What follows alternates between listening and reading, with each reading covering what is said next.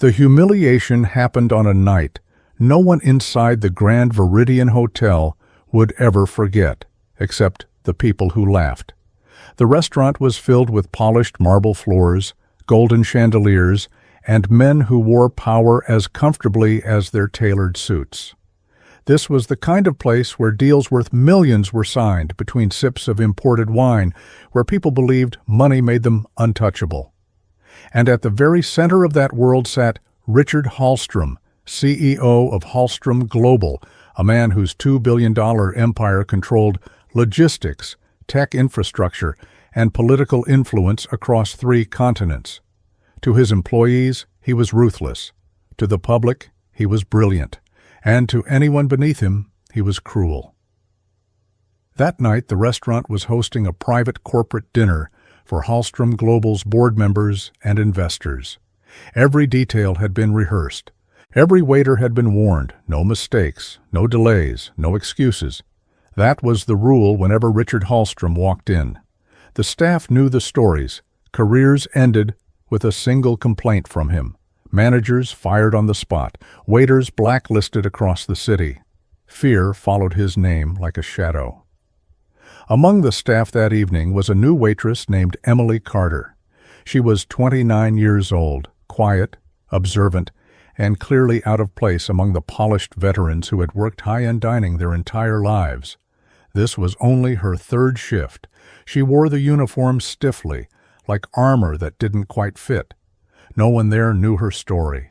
No one knew that 6 months earlier she had lost everything, her job, her apartment, and her reputation, after exposing financial irregularities at the consulting firm where she once worked as a junior analyst. The company buried the truth. She paid the price. Waiting tables wasn't a choice. It was survival. Emily was assigned to assist the senior waiter at Hallstrom's table, not serve directly, just refill water, clear plates, stay invisible. That was the instruction. Invisible people lasted longer. For the first 20 minutes, everything went smoothly. The guests laughed loudly. Glasses clinked.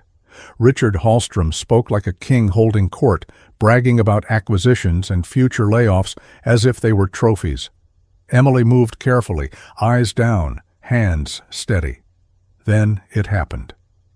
As Emily leaned forward to refill a glass, her sleeve brushed the edge of the table, barely noticeable. The wine glass didn't spill, nothing broke. But Richard Hallstrom stopped talking mid-sentence. Silence fell instantly, as if the room itself had been trained to obey him. He slowly turned his head and looked at Emily. Not with anger, with amusement. "Did you just touch my table?" he asked calmly. Emily froze. "I'm so sorry, sir, it won't happen again."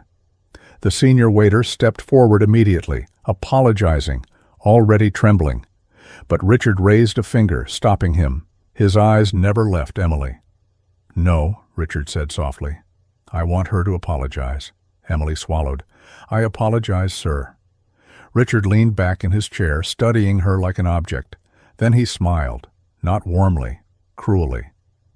"Is that how you apologize, where you come from?" he asked. Laughter rippled around the table, uncomfortable, nervous laughter, but laughter nonetheless. "I don't think you understand," Richard continued, his voice carrying through the restaurant.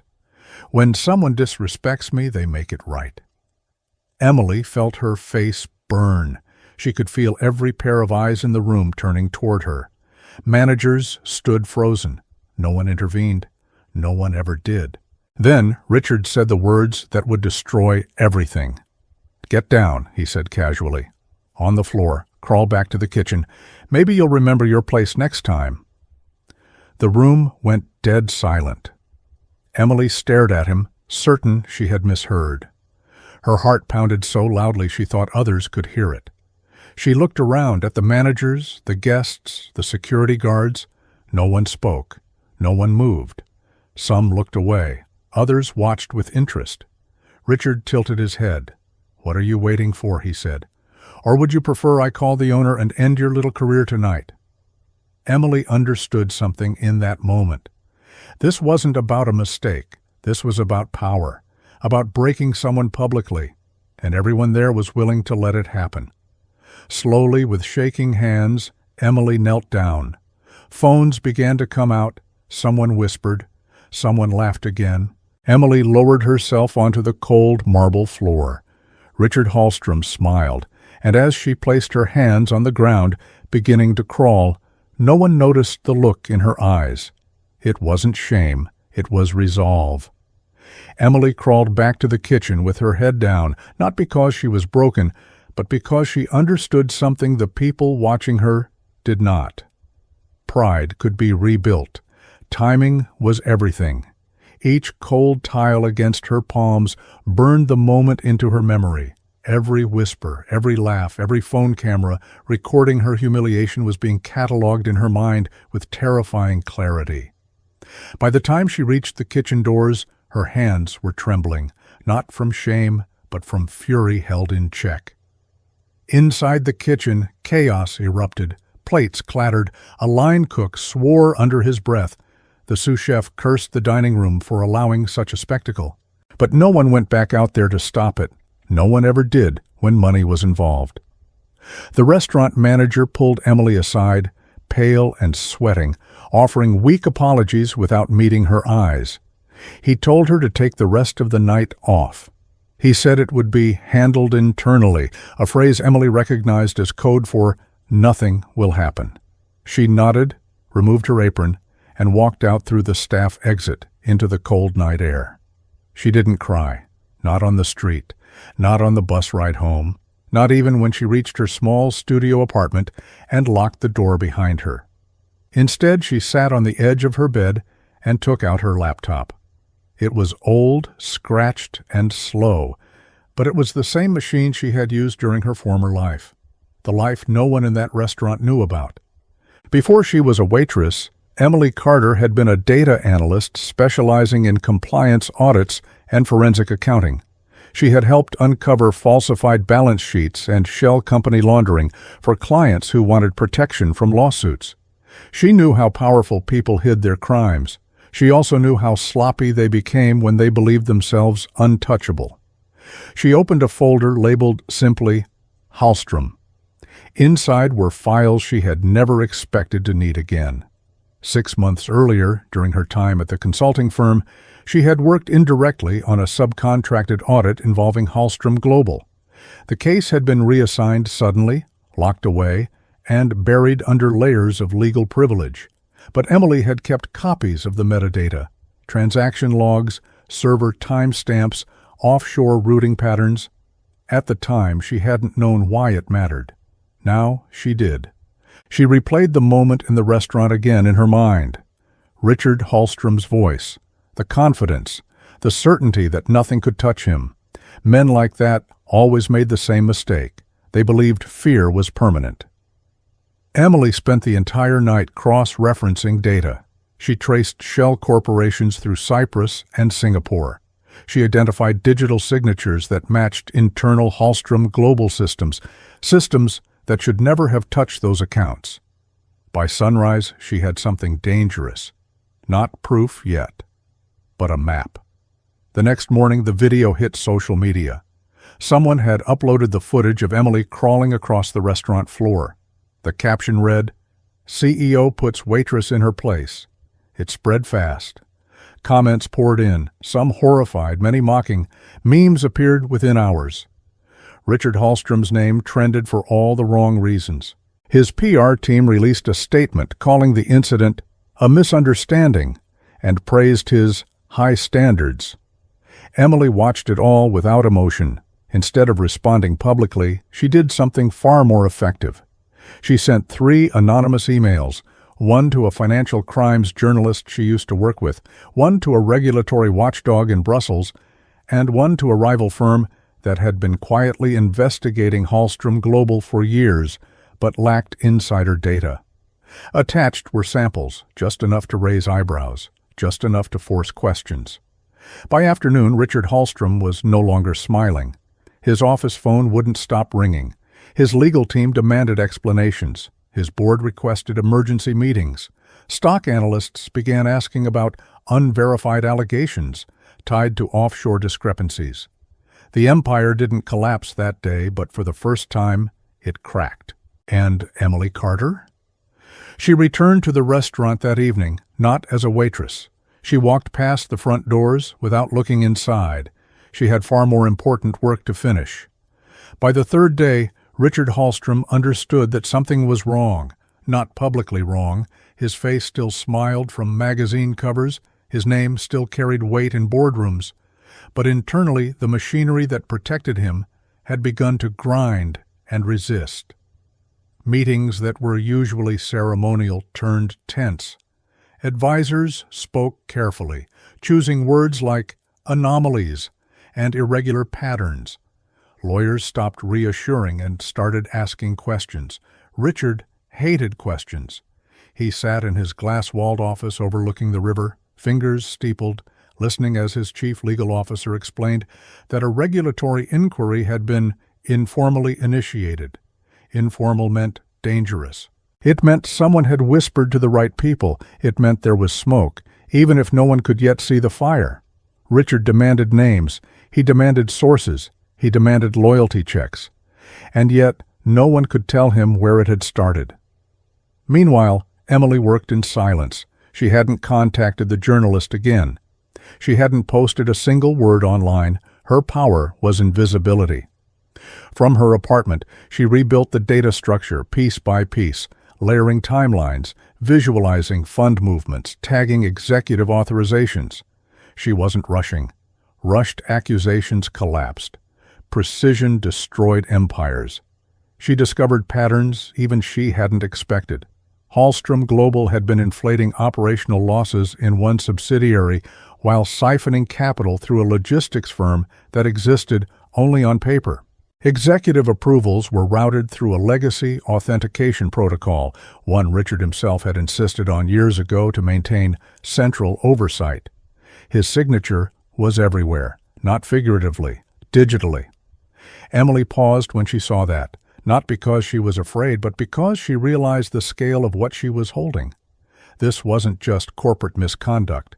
This was systemic fraud, masked by intimidation and reputation. And Richard Hallstrom had built it so that no one beneath him could be blamed. At the same time, the restaurant incident continued to echo. Protesters gathered outside the building one evening, holding signs that read, "Dignity is not optional," and "Power without accountability is abuse." The restaurant released a hollow apology and quietly fired the manager. Richard called it damage control and dismissed it. But his son, who rarely spoke to him, sent a single text, "I saw the video." That text unsettled him more than the regulators. Richard instructed his private security team to identify the waitress, not to apologize, to silence. His assistant pulled employment records, Emily Carter. No social presence, no active professional profile, just a trail that went cold 3 years earlier. "Find out who she is," Richard said. They tried. But Emily had already anticipated this. She had filed a legal name correction months ago. She had separated her current identity from her former consulting work with Surgical Care. By the time Richard's team contacted her old firm, the records were sealed. By the time they attempted to subpoena data, the journalist's article went live. The headline was restrained, professional, deadly. It didn't accuse. It asked questions. Why did Hallstrom Global's internal risk reports contradict its public filings? Why did offshore subsidiaries share identical transaction timestamps? Why had 2 whistleblowers resigned under NDA within 72 hours of each other? Markets don't wait for verdicts. The stock dipped 5% before lunch. Richard exploded behind closed doors. He accused his team of incompetence. He demanded retractions. He threatened lawsuits. But none of it stopped the momentum. Because for the first time, people were no longer afraid to look. That night, Emily received a call from an unknown number. She let it ring. Then it rang again. She answered on the 3rd attempt. Richard's voice was calm, controlled, and falsely polite. He didn't apologize. He didn't threaten. He offered money, a settlement, silence in exchange for security. He spoke as though he were doing her a favor. Emily listened without interrupting. When he finished, she replied with a single sentence, "You made me crawl because you thought no one would ever stand up." There was silence on the line. Then she hung up and sent the final package. The announcement came early the next morning, timed deliberately to coincide with market open. The Financial Conduct Authority confirmed it had launched a formal investigation into Hallstrom Global for suspected financial misrepresentation, regulatory evasion, and executive misconduct. The language was clinical. The impact was not. Within minutes, trading volumes surged. Analysts who had defended Richard for years suddenly revised their positions. Commentators spoke carefully but urgently, repeating the same phrase again and again: material risk. By noon, Hallstrom Global's valuation had lost hundreds of millions. Richard sat in his office and watched the numbers fall in silence. For the first time in decades, no one knocked on his door asking what to do. His phone buzzed constantly, but not with reassurance. Board members wanted distance. Partners wanted exits. Insurers wanted explanations. The machinery that once protected him now moved only to save itself. At the restaurant, staff gathered around a phone, watching the news in stunned quiet. Someone replayed the footage of Emily being forced to the floor. It no longer looked like an isolated act of cruelty. It looked like a pattern. Emily, meanwhile, did nothing. That was the most terrifying part for Richard. She didn't appear on television. She didn't issue statements. She let the evidence speak in controlled waves, released through verified channels, cross-checked by independent auditors. Each document confirmed the last. Each revelation closed another escape route. The board convened an emergency session that afternoon without Richard present. Officially, it was procedural. In truth, it was strategic. They voted to place him on temporary leave pending the outcome of the investigation. Temporary was the word they used when they wanted time to remove someone completely. When Richard received the notice, he read it twice. Then he laughed. It was a short, sharp sound, without humor. For years he had believed fear was loyalty. He had believed silence was respect. He had believed money erased memory. Now he saw the flaw in that logic. Fear only works while people believe escape is impossible. That evening, his wife asked him if it was true. He didn't answer. Instead, he poured a drink and stared out the window of their penthouse, watching the city move without him. For the first time, he wasn't the center of anything. He was a problem others were trying to contain. Across town, Emily met with the journalist one final time. They didn't celebrate. They reviewed timelines. They confirmed sources. They discussed the next release. Because there was more, always more. The deeper the investigation went, the more people came forward. Former executives, accountants, consultants who had signed documents they hadn't understood at the time. Each one said the same thing: they were afraid.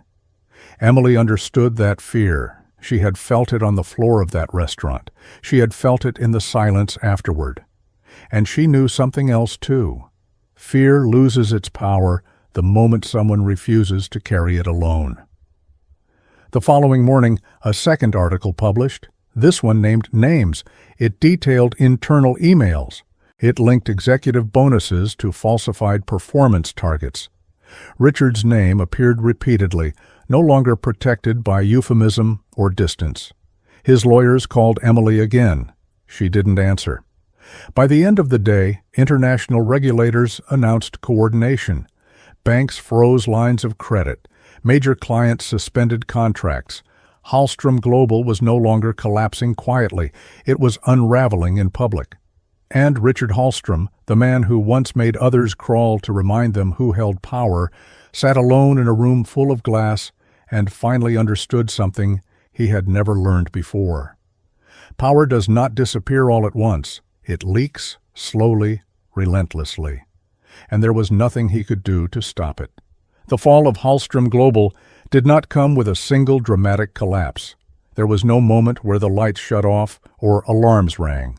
Instead, It happened the way real power always dies, quietly, through signatures, closed doors, and decisions made without the man who once controlled everything. 3 weeks after the investigation began, Richard Hallstrom officially resigned. The statement released to the public was carefully worded, filled with phrases like personal reasons and commitment to transparency. But everyone knew the truth. He was no longer useful. His presence had become a liability, and the board removed him the moment they could do so legally. The empire survived on paper, but it was no longer his. The restaurant where it had all begun reopened under new management. The staff returned cautiously, as if afraid the past might still be hiding in the walls. Emily did not go back to work there. She didn't need to. Her name never appeared in headlines, but journalists knew who she was. Regulators knew. Executives who had once dismissed her now spoke her name with care. One afternoon, she met the young waitress who had been forced to serve Richard on that terrible night. The girl was still shaken, still unsure of herself, but there was something new in her eyes, belief that what happened to her mattered, that someone saw it, that silence was not the end of the story. Emily told her something simple. Cruelty survives on witnesses who feel powerless. The moment one person refuses to look away, it starts to crack. Across the city, Richard Hallstrom moved out of the penthouse. The press did not follow him. There was no interest anymore. His name, once feared, now carried a different weight. Caution, embarrassment, consequence. Invitations stopped. Calls went unanswered. The world he built on intimidation had no use for him once the fear was gone. He tried once to justify himself, to say it had all been exaggerated, that it was just one moment, taken out of context. But even he could hear how hollow it sounded, because deep down he knew the truth. It was never just one moment. It was years of believing power meant humiliation, years of confusing control with strength, years of thinking no one would ever dare to speak. Emily never gave an interview. She never accepted credit. When asked why she did it, she answered honestly, "Because I could." And because sometimes that is enough. Months later, a new policy was introduced across multiple hospitality chains, mandating independent reporting systems for staff abuse by elite clients. It wasn't named after her. It didn't need to be. Change rarely announces who started it. On a quiet morning, Emily walked past the Golden Rose one last time. The windows gleamed. The door stood open. Inside, people laughed freely. No one flinched when a wealthy guest entered. No one whispered warnings. She paused for a moment, then kept walking. The story was never about revenge. It was about what happens when someone finally says no, and means it.